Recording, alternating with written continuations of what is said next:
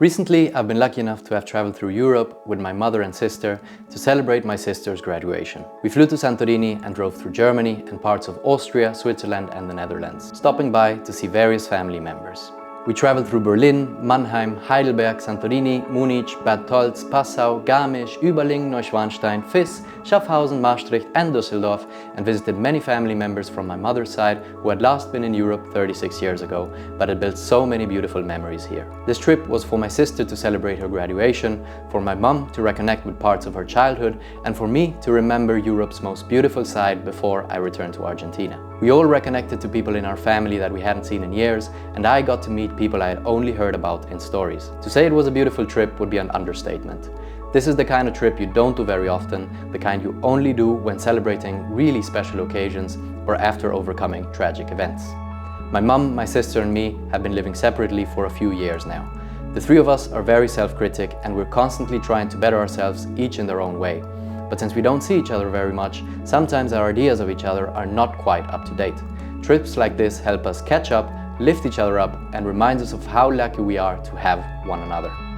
This story is about family and about how I was finally able to let go to enjoy life again.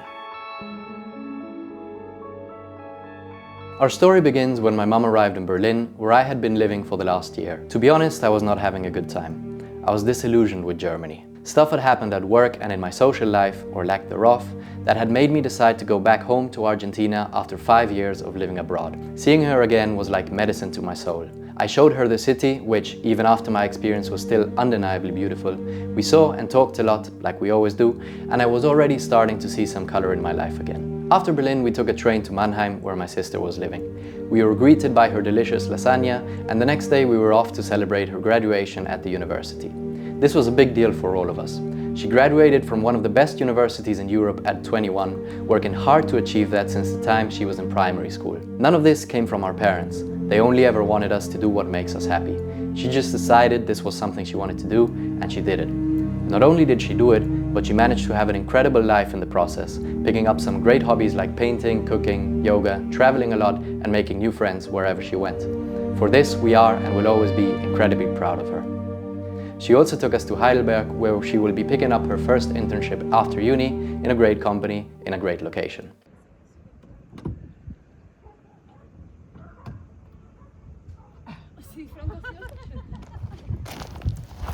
¿Qué hago? No, yo estoy bien acá.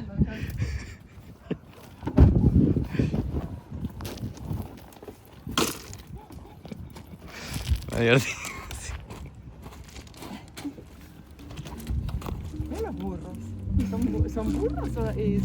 Now the time had come to leave Germany and fly to Santorini, Greece. There, we rented a car and stayed for 2 weeks at a wonderful house somewhere in the middle of the island, with a beautiful view of the sea and the sunrise. We temporarily adopted Manchitas, the cat which seemed to appear every time we were around, and took our time to explore the famous towns of Oia, Fira, Pyrgos, Imerovigli, Kamari and Akrotiri, plus the numerous beaches on offer, and since I had some extra time, I also explored Moni Prifiti Ilia, the monastery on the top of the island, and the ruins of ancient Thera on the east. At some point during the trip, my mom got bronchitis, so Sasha and me took the ship to Tolos Naftilos, the volcano island, and the island of Tirasia on our own. In Santorini, we got our first chance to slow down. We had all been going at it for a while, each in their own way.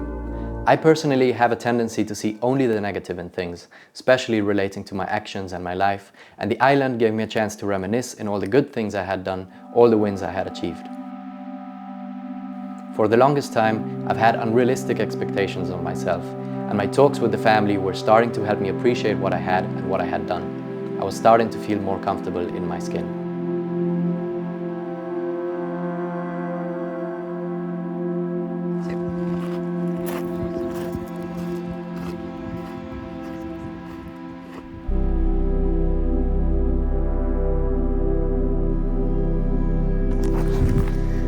Hello everyone, how is it going?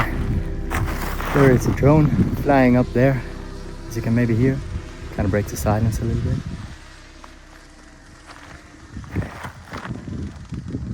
Hello everyone, how's it going? We're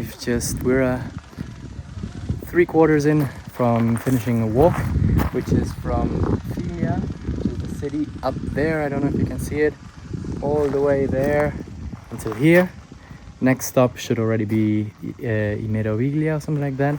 And then Oia. And look where we landed now. Isn't that amazing? This is just like a little church in what feels like in the middle of nowhere. Little Greek church. And this is the way that we still have to go. So we need to go down through there all the way until Oia. Let's go.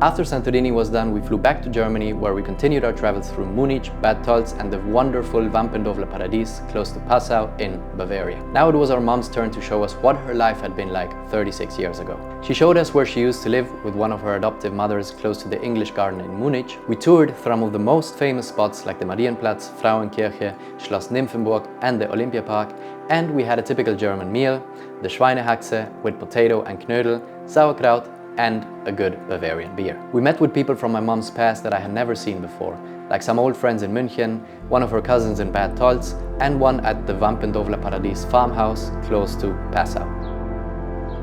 My mom had me when she was relatively old, so talking with her gives me a good look into the life of a different generation. What most surprises me is the facility she and many people her age have to enjoy life. She lived through infinitely harder times than mine, and still it seems to have been easier in certain ways. She never seems to have been affected by that existential dread that haunts me and many people my age. I don't need to explain why that is, we all know that at this point. What interests me more is how seemingly easy it is to solve this problem, and yet how hard we make it for ourselves.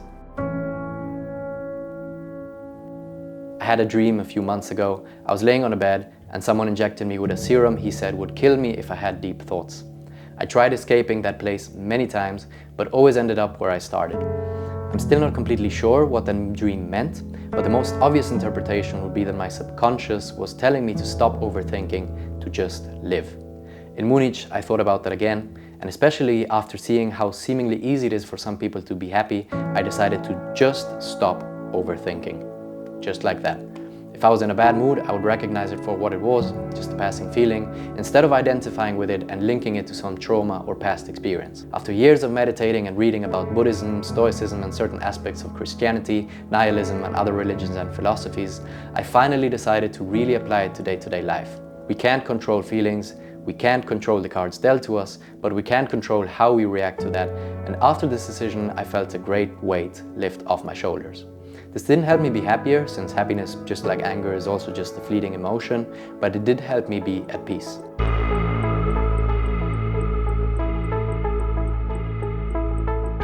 After Passau, we drove to Garmisch-Partenkirchen, one of the most beautiful locations in Germany, surrounded with mountains, filled with forest, lakes, and that fresh pine tree smell I only get when I feel at home. We went atop the Zugspitze, Germany's tallest mountain, and kept seeing places from my mother's childhood as a young ski instructor.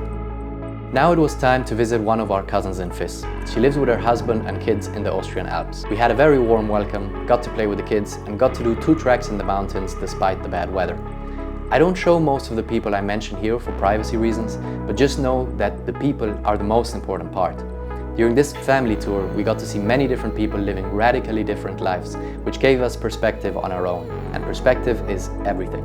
Just like your point of view varies from a cave to the top of a mountain, so does your view of life depending on how deeply you have lived it. Perspective is what separates bad decisions from good ones, and looking into other people's lives, especially those close to you, is a great way to learn life lessons without necessarily having to go through all the same experiences. You can always learn something from the people that surround you. And whatever you want to do with your life, there's probably already people doing it and doing it well, so there's no need to be afraid. Towards the end of our trip, we passed through Überling, a beautiful city just a bit further away from the Alps, but close to the hills where my uncle lives with his wife. With them we spent some time on the lake and went to see the Affenberg, a mountain full of monkeys in the south of Germany. We are also very close to his ex-wife, with who we made a one-day visit to Schaffhausen in Switzerland, where we got to see some beautiful waterfalls. We ended our trip in Düsseldorf, where we visited my other cousin and her family. I stopped recording at this point since I was exhausted, but like always we had a good time. We visited Maastricht in Holland since it was close to Düsseldorf, got to see the kids of my cousin, and I got to go to a football game for the first time in my life. As an Argentinian, I can't believe it took me this long, and on top of that in Germany of all places, but hey, we got there in the end. Go Fortuna Düsseldorf.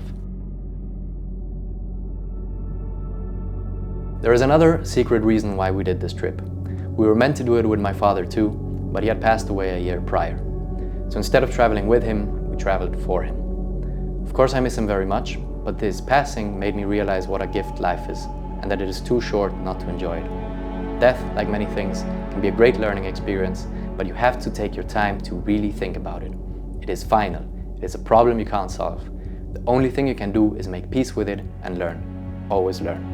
Even death is not enough sometimes for some people to change their ways. We all pay a toll when we come into life, but some people seem to refuse to make the most of it and take the highway.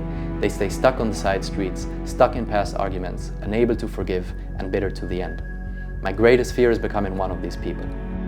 Even during such a wonderful trip like this one, I spent half of it expecting more, wondering why I couldn't enjoy it like I knew I should, thinking there was something behind it that would bring more bliss. It was in Munich that I realized that I was already in a moment of bliss, that this is it, and I just opened my eyes.